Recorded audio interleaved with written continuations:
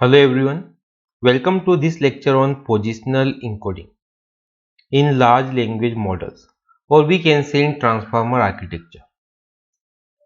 Previous episode में हम discuss किया था इनपुट एम्बेडिंग के बारे में। इनपुट एम्बेडिंग ओके, जो कि फर्स्ट कंपोनेंट है ट्रांसफॉर्मर आर्किटेक्चर का।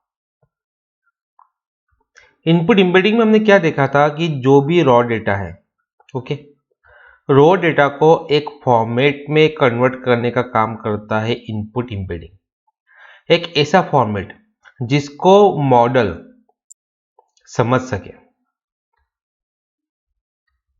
और फॉर्मेट क्या था? Numerical representation. सो वहां पर हमने 3 स्टेप को देखा था इनपुट एम्बेडिंग में। जो फर्स्ट स्टेप थी वो थी टोकेनाइजेशन।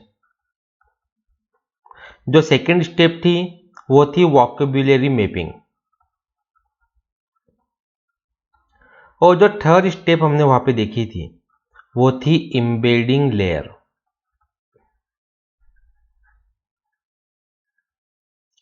सो इन 3 स्टेप से होके गुजरने के बाद हमें डेटा मिलता था न्यूमेरिकल फॉर्मेट में। लेकिन उस डेटा में एक प्रॉब्लम थी। उस प्रॉब्लम को समझने के लिए मैं यहां पर एक एग्जांपल लेके चलता हूं। जैसे एक सेंटेंस मैंने यहां पर लिया, the cat sat on the mat. Okay, एक सेंटेंस हमारे पास में है। मैं एक और सेंटेंस यहां पे लेके चलता हूं, that is the mat sat on the cat. अगर हम इन दोनों सेंटेंस को देखें तो इन दोनों सेंटेंसेस के अंदर जो वर्ड्स है वो क्या है? सेम। वर्ड्स भले ही सेम हो लेकिन इन दोनों सेंटेंसेस का मीनिंग चेंज हो रहा है। सो मेरे कहने का मतलब ये है कि इनपुट एम्बेडिंग से हमको वर्ड्स तो मिल गए थे लेकिन उस वर्ड्स का प्रॉपर ऑर्डर मिसिंग था। ऑर्डर मिसिंग था मींस टोकन्स प्रॉपरली रखे हुए नहीं थे कि पहले द आना चाहिए देन केट आना चाहिए तो केट के प्लेस पे मेट रखा हुआ था, समथिंग लाइक दिस। सो इसी मिसिंग ऑर्डर को दूर करने के लिए एक नया कंपोनेंट आया गया, वो था पोजिशनल इंकोडिंग। अब पोजिशनल इंकोडिंग का काम ही ये है कि जो ऑर्डर मिसिंग है उसे प्रॉपरली ऑर्डर देना। अब यदि हम थोड़ा पीछे की तरफ जाए हिस्ट्री में, जिस समय आरएनएन और एलएसटीएम का यूज किया जाता था, इन दोनों के टाइम पे पोजिशनल इंकोडिंग की जरूरत नहीं पड़ती थी क्योंकि ये बकायदा ऑर्डर में ही वर्ड्स देते थे। क्योंकि दोनों काम कैसे करते हैं? ये काम करते थे सीक्वेंशियली, यानी एट अ टाइम ओनली एक टोकन पे काम करते थे। लेकिन ट्रांसफार्मर में क्या हो रहा है? ट्रांसफार्मर क्या कर रहा है कि सारे वर्ड्स को एक बार में एक साथ प्रोसेस करता है। ओके, मींस किस तरीके से? पैरेलल। ओके, तो पैरेलल प्रोसेस करने से क्या होता था कि वर्ड्स का ऑर्डर नहीं मिल पाता था। सो इसी ऑर्डर मिसिंग का सॉल्यूशन है पोजिशनल इंकोडिंग। अब ये होता क्या है, हम थोड़ा इसको समझ लेते हैं। ओके, क्योंकि फर्स्ट क्वेश्चन यही आता है, that is what is positional encoding. ये हमारा फर्स्ट क्वेश्चन बनता है।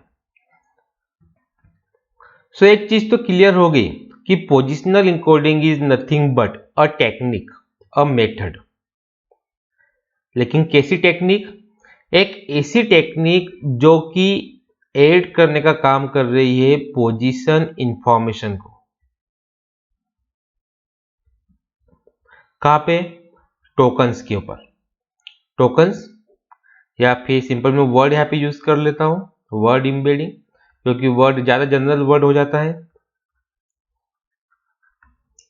ठीक है, लेकिन क्यों जरूरत पड़ी इसकी पोजिशनल इंकोडिंग की? ताकि जो ट्रांसफार्मर है transformers can understand word order. अगर वर्ड का ऑर्डर उनके समझ में आएगा, दैट मीन्स उनको सेंटेंस का मीनिंग समझ में आएगा कि वर्ड से एक्चुअली करवाना क्या है। अब यदि हम यहाँ पे देखें, अगर मान लीजिए the cat sat on the met,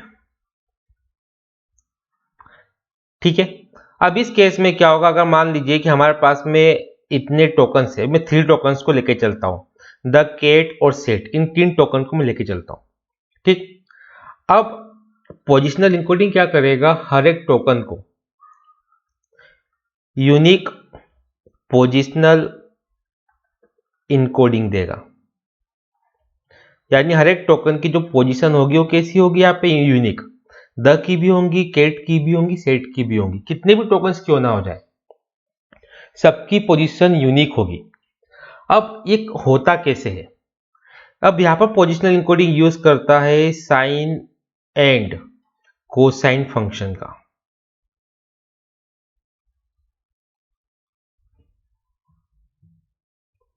अब यहाँ पे साइन एंड कोसाइन फंक्शन की बात हो रही है, डेट मीन्स मैथमेटिक्स यहाँ पे आ चुका है, ठीक है। अब मैथमेटिक्स तो हम समझ लेते हैं कि आखिर ये है क्या। हमने बात की थी साइन एंड कोसाइन फंक्शन की, या सिंपल अगर मैं बोलूं formula for position encoding, okay. अब इसके लिए हमने फॉर्मूला क्या देखा अभी, साइन एंड कोसाइन फंक्शन, तो कुछ इस तरीके से पीई पीओएस, ओके, 2i। देखिए बहुत इंपॉर्टेंट है, अगर आप एग्जाम की तैयारी करें, एग्जाम के पॉइंट ऑफ व्यू से या फिर इंटरव्यू के हिसाब से, okay, POS oblique, sorry denominator में ही है 10,000 की power 2i divided by D, okay. Second formula मैं यहाँ पे लिखता हूँ, हम ब्लू कलर ले लेते हैं, मैंने लिखा पीई पीओएस फॉर पोजीशन। अब हम यहाँ पे ले रहे हैं 2i plus 1 equal to cos POS, denominator में 10,000 की power 2i divided by D. अब कुछ चीजें यहाँ पे समझने वाली है, जैसे अगर हम लोग देखें पीओएस, इसका मतलब क्या है, पोजीशन, ओके, निकल रहा है पोजीशन मीन्स इसका होगा मतलब 2 के बाद में आई है, ठीक है, यहाँ पे डी दिया गया है, ये एक्चुअली है क्या। अगर हम पीओएस को देखें, so POS is nothing but position of the word in sequence, right. अगर हम आई को देखें, तो आई का मीनिंग होता है इंडेक्स ऑफ एम्बेडिंग डायमेंशंस। एक नया वर्ड यहाँ पे आ गया है, आखिर डायमेंशन यहाँ पे क्यों यूज किया गया है ये भी हम लोग देख लेते हैं अभी। और एक और कैरेक्टर यहाँ पे है डी।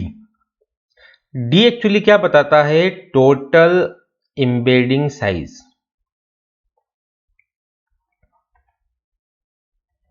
इसको भी हम थोड़ा समझ लेते हैं कि क्या होता है टोटल एम्बेडिंग साइज। एक और चीज यहाँ पे है कि 10,000 क्यों लिया गया, ये भी हम समझ लेते हैं। अब देखिए जो फर्स्ट क्वेश्चन यहाँ पे बनता है, वाई 10,000, एक वैल्यू यहाँ पे ली गई है 10,000, तो 10,000 ही क्यों लिया गया, 1,000 क्यों नहीं लिया, या फिर 100 क्यों नहीं लिया, या फिर 1 लाख क्यों नहीं लिया। एक्चुअली ये वैल्यू है क्या, मान लीजिए कि यहाँ पे एक वर्ड है 1 और यहाँ पे एक वर्ड है 2, तो ये जो नंबर है, ओके, ये नंबर क्या बताता है, वर्ड्स के बीच में स्पेसिंग, कि वर्ड्स के बीच में कितना स्पेस होगा। अब अगर हम सिंपल लॉजिक लगाएं, अगर दो वर्ड्स के बीच में बिल्कुल छोटा सा स्पेस है तो भी इश्यू हो सकता है, अगर दो वर्ड्स के बीच में बहुत ज्यादा स्पेस है तो ये भी रीजनेबल नहीं है। मेरे कहने का मतलब ये है कि जो 10,000 यहाँ पे लिया गया है, ये रिसर्च के बाद लिया गया है। दैट मीन्स ये वैल्यू कैसी है, बैलेंस्ड वैल्यू है। इसका मतलब ये नहीं कि आपको 10,000 ही यूज करना है, आप आपके हिसाब से एक्सपेरिमेंट कर सकते हैं, 10,000 की प्लेस पे कोई और वैल्यू लेकर भी देख सकते हैं। अब हम समझ लेते हैं आई को और डी को। देखिए आई क्या है, इंडेक्स, डी क्या है, टोटल एम्बेडिंग साइज। ओके, सो पहले मैं डी को यहाँ पे समझता हूँ, डी मीन्स होता क्या है। देखिए मान लीजिए कि अभी हमने क्या वर्ड लिया था, केट। ओके, केट हमने यहाँ पे लिया था। अब केट के लिए हमें क्या करना है, एम्बेडिंग वेक्टर पता करना है, यानी पोजिशनल इंकोडिंग की ही बात कर रहा हूं मैं। Okay, embedding vector means positional encoding की ही बात कर रहे हैं हम लोग। एम्बेडिंग वेक्टर हमको पता करना है। अब मान के चलिए कि जो डी है, डी की वैल्यू है 512, मीन्स टोटल एम्बेडिंग साइज कितनी है, 512। ठीक है, तो इसका मतलब जो केट है उसका जो एम्बेडिंग वेक्टर रहेगा वो कुछ इस तरीके से रहेगा, नंबर 1, नंबर 2, नंबर 3, नंबर 4। ये नंबर कब तक चलते रहेंगे, नंबर 512 तक ये चलता रहेगा। आई थिंक क्लियर हो गया होगा कि एम्बेडिंग साइज मतलब क्या है यहाँ पे। अब अगर मान लीजिए कि किसी की एम्बेडिंग साइज 1024 है, तो इसका मतलब ये जो नंबर्स है ये कब तक चलेंगे, नंबर 1024 तक के चलेंगे। यानी जितनी यहाँ पे डी की वैल्यू होगी उतने एम्बेडिंग वेक्टर्स में नंबर्स आएंगे। लेकिन अब क्वेश्चन ये बनता है कि डी तो समझ में आ गया क्या है, आई क्या होता है। अब देखिए जो नंबर 1 है वो है इंडेक्स वैल्यू 0 पे, नंबर 2 है इंडेक्स वैल्यू 1 पे, नंबर 3 है इंडेक्स वैल्यू 2 पे, नंबर 512 है इंडेक्स वैल्यू 511 पे। तो ये यहाँ पे क्या है, इंडेक्स है। अब क्वेश्चन ये बनता है कि जो एम्बेडिंग साइज है वो डिसाइड होती कैसे है। तो देखिए ये डिपेंड करता है मॉडल के ऊपर। अगर मान लीजिए कि हम स्टैंडर्ड ट्रांसफार्मर मॉडल को यूज कर रहे हैं, ओके, तो यहाँ पे डी की वैल्यू कितनी हो जाएगी, 512। अब मान लीजिए कि यदि हम बर्ट मॉडल को यूज कर रहे हैं तो बर्ट मॉडल के लिए 768 अप्रॉक्स। अगर हम GPT-2 मॉडल को यूज कर रहे हैं तो 1024 लेके चलिए। अभी तो कोई स्मॉल मॉडल हम लोग यूज कर रहे हैं तो हो सकता है कि उसकी एम्बेडिंग साइज कितनी होगी, 256 के आसपास। तो ये मॉडल पर डिपेंड करता है कि डी की वैल्यू क्या होने वाली है। अब हम लोग क्या करते हैं, जिन फॉर्मूलाज की भी हमने बात की थी, ओके, उन फॉर्मूलाज को थोड़ा यूज करके देखते हैं, समझते हैं कि कैसे होता है। एक बार मैं फॉर्मूला को फिर से रिवाइज करवा देता हूँ। पीई पोजिशनल इंकोडिंग के लिए, देन पीओएस पोजीशन के लिए, 2i, आई किसके लिए है, इंडेक्स के लिए। ये कौन सा फॉर्मूला है, sine formula. POS divided by 10,000। 10,000 क्यों लिया है, जस्ट अभी मैंने आपको बताया था, 2i डिवाइडेड बाय डी। ये एक फॉर्मूला है। एक दूसरा फॉर्मूला और था हमारे पास। ओके, दूसरा फॉर्मूला क्या था, पीई पोजिशनल इंकोडिंग के लिए, पीओएस देन 2i प्लस 1। ध्यान देने वाली बात है, 2i प्लस 1 यहाँ पे है, equal to COS position then 10,000 2 की power i divided by D. ठीक है, अब हमें क्या करना है कि दो वर्ड हम लोग यहाँ पे लेके चलते हैं। कौन से दो वर्ड, एक हमने ले लिया दी, एक हमने ले लिया केट। इन दो वर्ड को हम यहाँ पे लेके चलते हैं और हमें करना क्या है, हमें इन वर्ड्स के लिए पोजिशनल इंकोडिंग पता करना है। सो जो द वर्ड है यहाँ पे हम मान के चलते हैं कि द के लिए जो पोजिशनल इंकोडिंग है, जो पोजीशन नंबर है वो है 0, और जो केट है उसके लिए पीओएस की वैल्यू कितनी हो जाएगी, 1। फॉर्मूला में देखिए पीओएस दिया हुआ है, द के लिए हमने क्या ले लिया, 0, और केट के लिए हमने क्या ले लिया, 1। और यहाँ पे जो डी है, ओके, डी की वैल्यू हम लेके चलते हैं 512, मीन्स स्टैंडर्ड ट्रांसफार्मर की हम बात कर रहे हैं। ठीक, अब सभी वैल्यू हमारे पास में है, पीओएस की वैल्यू है, आई की वैल्यू हम लोग क्या लेंगे, I equal to index number 0 1 2 3, 512 है, तो कब तक जाने वाला है, 512 तक के जाने वाला है। पर हम इतना नहीं जाएंगे, सिर्फ 0 1 के लिए हम लोग सॉल्व करके देखते हैं। ठीक है, सो पहले हम लोग क्या करते हैं, द की जगह हम केट को ले लेते हैं। द का आप सॉल्व करके देखना, मैं केट को यहाँ पे ले लेता हूं। सो पहला फॉर्मूला हमारे पास क्या था, पी ई, पोजीशन, केट की पोजीशन कितनी है 1, 2, आई की वैल्यू हम लोग क्या ले रहे हैं यहाँ पे, इंडेक्स वैल्यू 0, ठीक है, 2 इंटू 0 हमने ले लिया, इक्वल टू साइन, पीओएस की वैल्यू कितनी है 1, नीचे 10,000, 2 into I means 2 into 0 divided by D कितना है 512। अब इतना कैलकुलेटर का यूज करके यदि हम लोग इसको सॉल्व करेंगे तो हमें वैल्यू कुछ इस तरीके से मिलेगी, sine 1 equal to 0.8415। I think clear हो गया होगा, बड़ा काम नहीं है, ठीक है। अभी हमने किसके लिए सॉल्व किया था, जिस फॉर्मूला को मैंने रेड कलर में लिखा है साइन वाला। अब हम क्या करते हैं, यूज करते हैं कोसाइन फॉर्मूले के लिए। मैंने लिखा पी ई, पीओ इसकी वैल्यू कितनी है केट के लिए 1, 2, आई की वैल्यू कितनी है 0 plus 1 equal to sine 1 divided by 10,000। अब 10,000 की पावर कितनी लिखी है, 2 की पावर आई, यानी 2 इंटू 0 डिवाइडेड बाय डी मतलब 512 दिया गया। अब यदि हम इतना सॉल्व करते हैं, ठीक, तो सॉल्व करने पे हमें कितना मिलेगा यहाँ पे,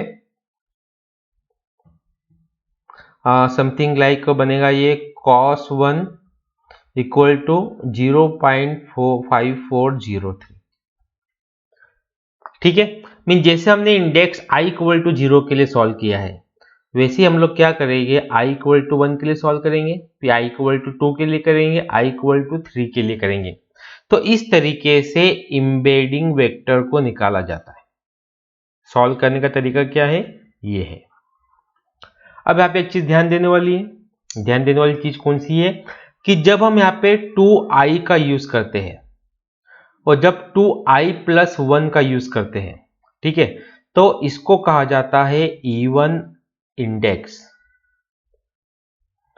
और 2i प्लस 1 को कहा जाता है ऑड इंडेक्स। अब इनको हम डिटेल में और पढ़ सकते हैं, यदि आपको कोई डाउट होगा तो आप बता देना, हम डिटेल में और देख लेंगे कि एक्चुअली ये चीजें है क्या। अभी तो फॉर्मूलाज को यूज कैसे करते हैं वो मैंने आपको बताया है, ताकि आपको इजीली समझ में आ जाए। अब देखिए, हमें कॉन्सेप्ट तो समझ में आ गया। सबसे इंपॉर्टेंट चीज क्या होती है भी किसी भी टॉपिक में, वो है कॉन्सेप्ट। हमें कॉन्सेप्ट तो समझ में आ गया है, ठीक है। अब इसको ट्रांसफॉर्मर में यूज कैसे करते हैं, मेरे कहने का मीनिंग है how to use in transformer, ठीक है। सो एग्जाम्पल में यहां पे लेके चलता हूं।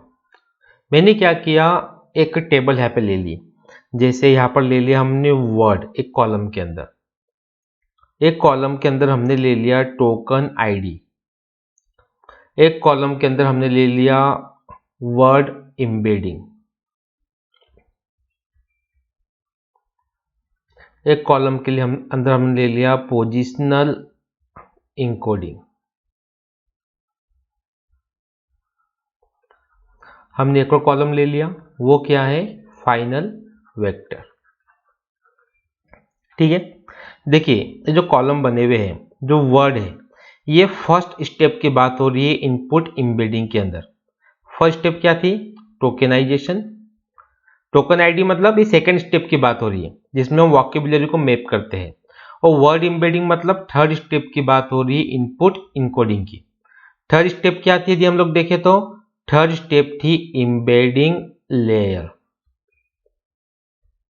तो अगर मैं इन तीन कॉलम को देखूं तो ये तीन कॉलम किससे बन रहे हैं, जो फर्स्ट कंपोनेंट था ट्रांसफॉर्मर का, वो क्या था, इनपुट एम्बेडिंग था। तो इनपुट एम्बेडिंग से हमको तीन कॉलम की वैल्यू मिल रही है, ठीक है। ये मैं समझाने के लिए लिख दिया, हटा देता हूं मैं इन चीजों को, अभी जरूरत नहीं है हमको। अब यदि मैं वर्ड को देखूं, एग्जांपल लेके चलते हैं। वर्ड में हमने ले लिया द, ठीक है, एक और ले लेते हैं हम, केट भी ले लेते हैं, 2 वर्ड मैंने यहाँ पे ले लिए। अब मान लीजिए कि जो वर्ड है उसकी टोकन आईडी 101 है और जो केट है उसकी टोकन आईडी हम ले लेते हैं 2345। अब एक और चीज हम अज्यूम करके चलते हैं कि जो वर्ड हमारे सामने है द, उसकी वर्ड इंपेडिंग मान के चलिए कि 0.2 0.8 आई होगी, अज्यूम किया हमने। केट की वर्ड इंपेडिंग 0.5 0.3 आई होगी, अज्यूम किया है हमने, ठीक है। अब जब पोजिशनल इंकोडिंग हमने निकाली थी किसकी मदद से, साइन और कॉस फंक्शन की मदद से, तो वो हम अज्यूम करके चलते हैं कि द के लिए पोजिशनल इंकोडिंग आई होगी 0.3 और 0.9, ओके। और जो केट है, केट के लिए पोजिशनल इंकोडिंग आई होगी 0.4 एंड 0.8। अब देखिए जो फाइनल वेक्टर है वो कैसे बनेगा, वो बनेगा इन दोनों के एडिशन से। किस किस के addition, word embedding plus positional encoding का।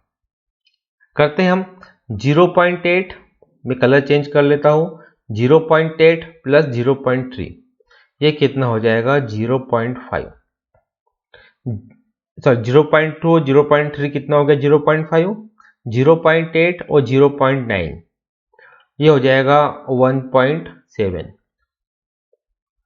केट के लिए देखो 0.5 और 0.4 ये हो जाएगा 0.9 और 0.3 प्लस 0.8 ये हो जाएगा 1.1। तो हमें यहाँ पे क्या मिल गया, फाइनल वेक्टर हमको यहाँ पे मिल गया। तो इस तरीके से पोजिशनल इंकोडिंग को यूज किया जाता है। अब आप खुद सोचिए, जो हमको फाइनल वेक्टर मिला है, ओके, एक्चुअली ये बता रहा है वर्ड की पोजीशन को सीक्वेंस के अंदर। इसकी मदद से ट्रांसफार्मर समझ जाएगा कि कौन सा वर्ड कहाँ पे रखना है, क्या द को पहले रखना है, क्या केट को बाद में रखना है, क्या ऑन को उसके बाद रखना है। सो यहाँ पर हमने देख लिया कि किस तरीके से ऑर्डर को पता किया जाता है with the help of positional encoding. लेकिन अब आप खुद सोचिए, अब थोड़ा सा मैं आप बताता हूं, इनपुट इंबेडिंग। इनपुट इंबेडिंग ने क्या किया था, रॉ डेटा को एक फॉर्मेट में कन्वर्ट किया, ठीक। फिर पोजिशनल इंकोडिंग ने क्या किया, उन वर्ड्स को एक ऑर्डर दे दिया, ठीक है। अब इसके बाद में जो थर्ड स्टेप आती है ट्रांसफॉर्मर आर्किटेक्चर के अंदर, वो है यूज ऑफ अटेंशन। अगर मैं डायग्राम के अंदर देखूं तो वहां पे लिखा हुआ है मल्टी हेड अटेंशन, यानी नेक्स्ट एपिसोड में हम डिस्कस करने वाले हैं मल्टी हेड अटेंशन के बारे में, ओके। यदि आपकी तरफ से कोई भी डाउट हो, कोई भी क्वेश्चन हो, आप कमेंट बॉक्स में पुट कर दीजिए। नेक्स्ट एपिसोड में उस डाउट को, क्वेश्चन को भी हम डिस्कस कर लेंगे। Thank you for watching.